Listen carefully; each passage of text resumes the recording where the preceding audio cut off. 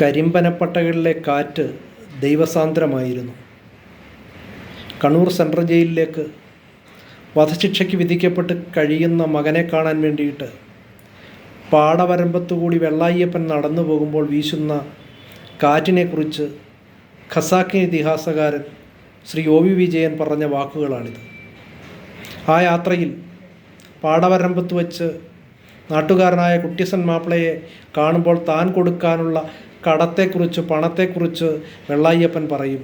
അപ്പോൾ കുട്ടിസൻ മാപ്പിള പറയുന്നൊരു വാചകമുണ്ട്: വെള്ളായിയെ, വീട്ടാത്ത കടങ്ങളൊക്കെ പടച്ചോൻ്റെ ഈടുവയ്പ്പുകളാണ്.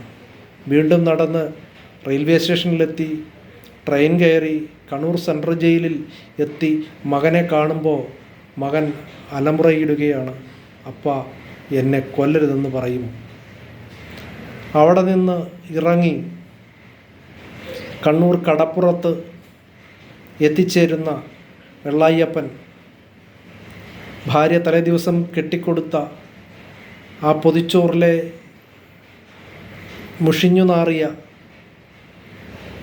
ചോറിൻ്റെ വറ്റുകൾ കടപ്പുറത്തേക്ക് വലിച്ചെറിയുമ്പോൾ കൊത്തിത്തിന്നാൻ വരുന്ന ബലിക്കാക്കകൾ.